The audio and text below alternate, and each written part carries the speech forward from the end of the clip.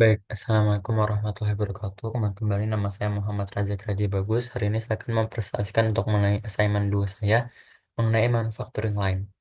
Baik,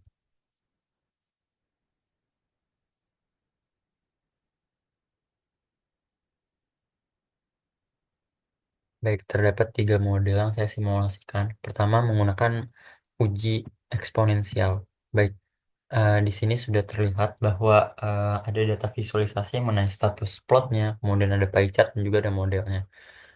Sebelum kita memvisualisasikan datanya, kita akan melakukan eksperimental terlebih dahulu untuk skenario-skenario yang memungkinkan terjadi. Baik, di sini saya menggunakan permutasi untuk 3710. Setelah saya running untuk skenario-nya, maka kita mendapatkan data sebagai berikut atau throughput-nya. Nah, throughput tertinggi atau maximizing-nya adalah di 44,6. Ini menandakan bahwa artinya jumlah part yang dihasilkan dalam sistem itu sebanyak 44,6. Nah, baik. Kemudian setelah ini kita dapat melakukan modelingnya. Nah, di sini juga buffer 3, 10, dan 7. Maka untuk model yang di modelingnya adalah di buffer juga sudah sesuai untuk 3, 10, 7. Baik. Setelah kita visualisasikan, maka kita dapat running modelnya. Dan terlihat bahwa data berdistribusi secara normal. Kita bisa melihat di sini average-nya adalah linear, menandakan bahwa sistem sudah stabil.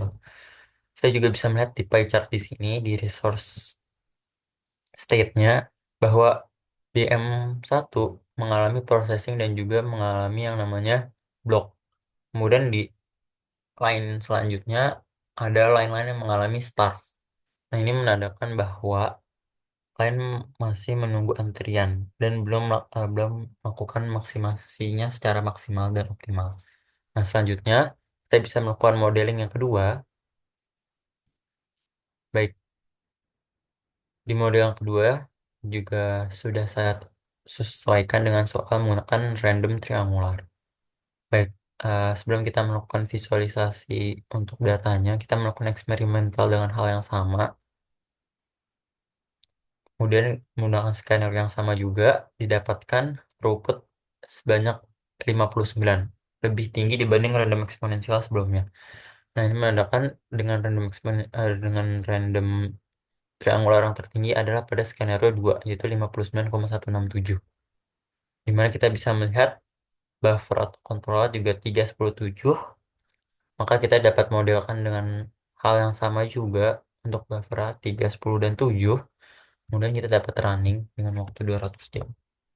Baik, terlihat bahwa datanya linear, tidak ada fluktuatif, dan ini menunjukkan bahwa average atau waktu sistemnya sudah stabil. Kita bisa melihat di sini perbedaan yang cukup signifikan untuk resource state-nya, di mana di sini processing time-nya sangat tinggi.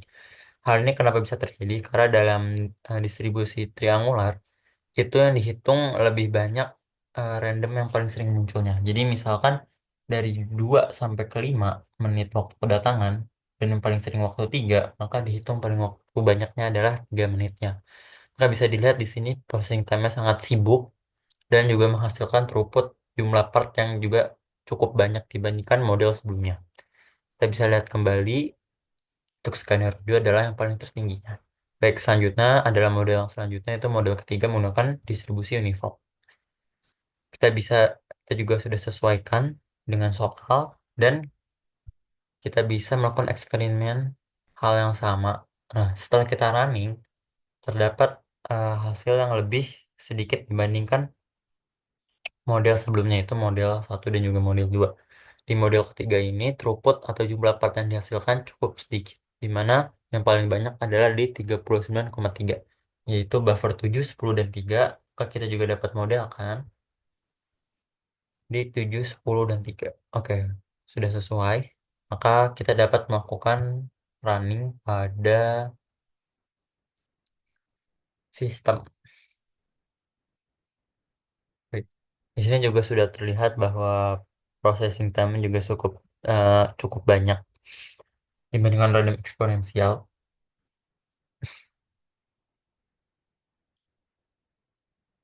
Dan kita bisa melihat bahwa datanya setelah di warm up juga sudah mengalami average yang normal atau sudah stabil. Nah, dari kesimpulan ini kita bisa mengambil eh,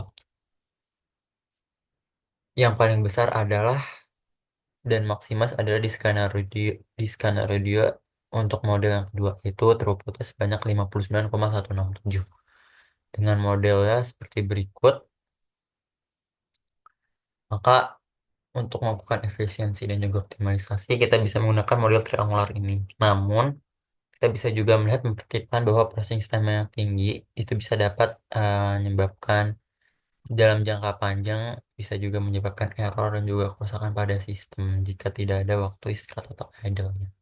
Sekian presentasi dari saya, kurang lebihnya mohon maaf. Wassalamualaikum warahmatullahi wabarakatuh.